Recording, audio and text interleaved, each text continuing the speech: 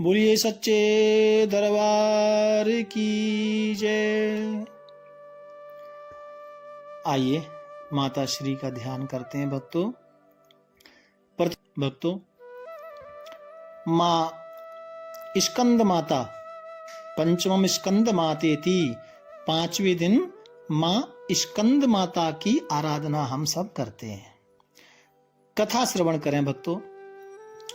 कथा आती है कि एक तारकासुर नाम का एक राक्षस था और उसने ब्रह्मा जी को तप करके प्रसन्न किया। भक्तों, तारकासुर ने कठोर तपस्या की और ब्रह्मा जी को आना पड़ा। प्रसन्न हुए तो तारकासुर को दर्शन दिया।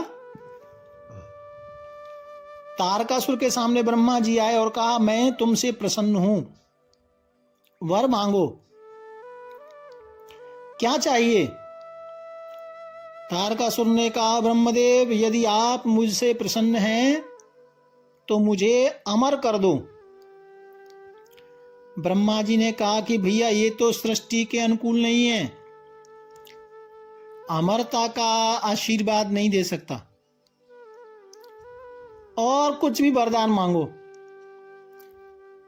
तो तारकासुर नाम के राक्षस ने कहा मुझे वरदान दो कि मेरी मृत्यु शिवजी के पुत्र के हाथों हो।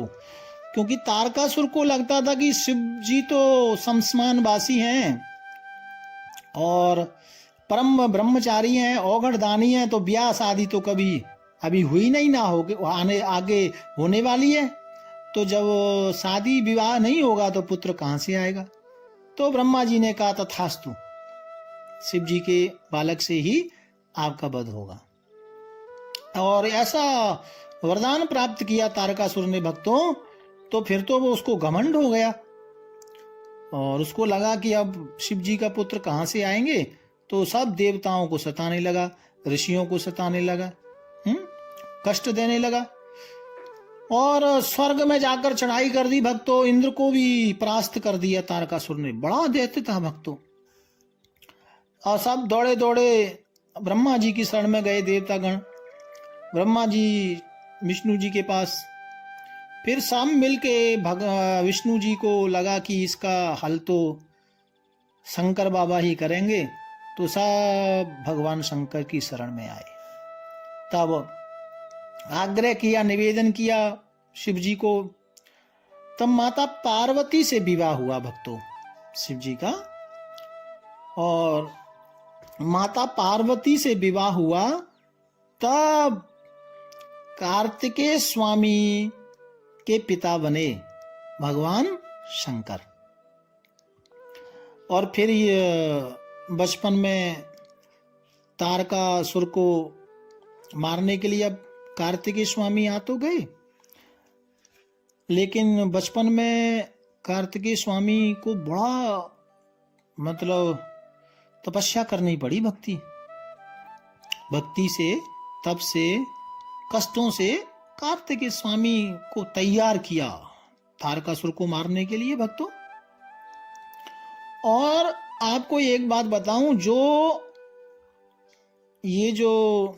कार्तिकेय स्वामी है ना, कार्तिकेय स्वामी का नाम ही स्कंद है ना। 5वें दिन स्कंद माता की पूजा का मतलब स्कंद माता यानी कार्तिकेय की माता। समझ में आई? तो बाद में कार्तिकेय स्वामी जी ने तारकासुर का वध किया। तो आज स्कंद माता यानी कार्तिकेय की माँ का दिन है। और इनका आप प्रार्थना करें, या देवी सर्वभूतेषु माम स्कंद रूपेण संस्थिता, नमस्तस्यै नमस्तस्यै नमस्तस्यै नमो नमः, है ना। और ऐसा जब आप पूजन करें तो ऐसा विचार करें कि हम माता के बच्चे हैं, क्योंकि कार्तिकेय स्वामी को गोद में लेकर बैठी हुई है माता। तो आप ऐसा विचार करें कि मैं भी माँ का बेटा हूं और मेरी ये माँ है जगदम्बा। इस भाव से आपने पूजा करनी है जैसा एक बेटा, छोटा बच्चा अपनी माँ से रिक्वेस्ट करता है, कुछ मांगता है, लाड़ लड़ाता है, ऐसे इस भाव से आपको पूजा करनी है भक्तों, है ना। और कार्तिकेय माता, जो स्वामी हैं उनकी माता हैं, इनको माता कहा जाता है। ये कैसी हैं? बोले 4 भुजा हैं इनकी, कमल पुष्प पर बैठती हैं भक्तों, इसलिए एक नाम पद्मासना देवी भी है। और कार्तिकेय जी माता श्री की गोद में बैठे हैं। एक निवेदन और मैं करूं, पंजाब में, हिमाचल में, कई जगह बाबा बालकनाथ को लोग बहुत मानते हैं, है ना। तो जो बाबा बालकनाथ को मानते हैं, पूजा करते हैं, थोड़ा सा उनके प्रति भाव रखते हैं, वो आज माता स्कंद की पूजा 5वें नवरात्रि को जरूर करें, जिससे माता तो प्रसन्न होगी ही, लेकिन बाबा बालकनाथ भी बहुत प्रसन्न होंगे। ठीक है जी। तो ये विशेष बात मैंने आपको बताई है। और विशुद्ध चक्र में, चक्र से संबंधित माता रखती हैं, इसलिए विशुद्ध चक्र का योग के द्वारा तो वो ध्यान करें। और ज्योतिष के अनुसार माता बृहस्पति ग्रह से संबंध रखती हैं। तो जो स्कंद माता की सेवा पूजा करते हैं, तो जिनका टेबा में बृहस्पति कमजोर होता है वो पुष्ट होता है भक्तों। और मैं आपको अब थोड़ा उपाय की चर्चा, और किसके लिए उपाय, क्या पूजा का महत्व होता है, तो वो आप श्रवण कर लें। देखिए, उपाय और किसके लिए, क्यों। देखिए, संतान की प्राप्ति नहीं हो रही है ना, या संतान, बेटा से, बेटी से संबंधित कोई भी समस्या है, बेटे का विवाह नहीं हो रहा है, बेटी का विवाह नहीं हो रहा है, विदेश की यात्रा नहीं हो रही है, या कोई शरीर में कष्ट है ना, कोई भी बेटा बेटी से संबंधित कोई भी समस्या है, तो ऐसे जातक जरूर मां स्कंद माता की पूजा करें। पीले फूल माता को अर्पित करना है भक्तों, बादाम का भोग लगाएं, और विशुद्ध चक्र यानी कंठ के ठीक पीछे, हाँ, यहाँ मन के द्वारा ज्योत जलाकर माता रानी का ध्यान करें। ये इनकी अधिष्ठात्री हैं विशुद्ध चक्र की। और भक्तों, केले का भी भोग आप लगा सकते हैं, क्योंकि विशुद्ध चक्र की अधिष्ठात्री हैं, इसलिए वाणी में कोई रुकावट हो, बच्चा ठीक से बोल नहीं पाता हो, हकलाता हो, बोलने की कोई समस्या हो, गूंगेपन की कोई समस्या है, या गले से संबंध कोई विशेष रोग आ रहा हो, है, या हो रहा हो, या होने जा रहा हो, आपको ऐसा लगता है, या कान का कोई रोग हो, तो माता रानी को लाल चंदन का टीका लगाएं।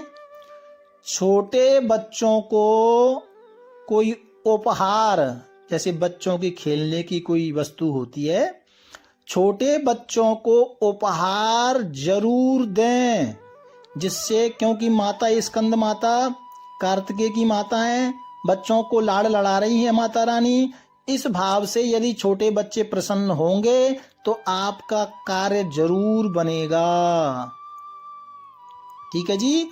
और मंत्र जाप करना है, ओम ऐं स्कंद देव्यै नमः, ऐं स्कंद देव्यै नमः।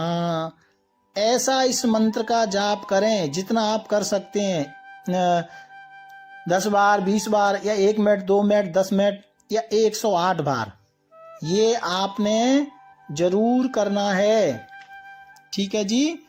तो ये स्कंद माता जो 5वें दिन पूजा होगी, उनके बारे में थोड़ी कथा भी आपने श्रवण की, और आपने उपाय भी सुना, और किस काम के लिए आपको आराधना करनी है। ठीक है ना, मातृत्व शक्ति है ये, तो स्कंद माता को आप प्रसन्न करें, आपके बच्चों का कोई भी कार्य किसी भी तरह का रुका होगा जरूर बनेगा। मेरा निवेदन ये है कि मैं जो आपको रोज रोज ये उपाय बता रहा हूं ना, ये जो भी काम करना है एकदम 100% भाव से करना है ना। नहीं तो आप सोचेंगे गुरुजी हमने ये उपाय तो किए लेकिन साडा काम नहीं हुआ। काम होगा कैसे? तुसी उपाय ना तो मन से कर रहे हो, ना मन से ध्यान कर रहे हो, खाली फॉर्मेलिटी कर रहे हो, इससे काम नहीं होगा। ऐसे तो मेरे जैसे गुरु कितने बता रहे हैं और लोग कर भी रहे हैं और कुछ हो नहीं रहा। इसलिए एकदम रोजाना, जैसे बच्चा रो करके अपना मुंह लाल कर लेता है ना, ये विशेष बात है, एकदम अत्रत्र भाव से, हाँ, जो माता का दिल हिल जाए।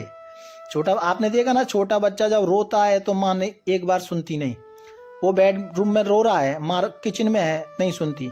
दूसरे बार रोता है छोटा बच्चा, तीसरी बार, लेकिन जब बच्चा रोता ही है तो माँ को गैस बंद करके किचन से, रसोई से बच्चे के पास आना पड़ता है। इसलिए थोड़ा ये जो भी काम करना है ना, दिल से करोगे अवश्य काम बनेगा, ऐसा मेरा मानना है। भाव प्यार से जय माता दी। कल माता कात्यायनी, षष्ठम कात्यायनी तिचा विषय चर्चा करेंगे। आप सभी के लिए बहुत बहुत प्यार से जय माता दी।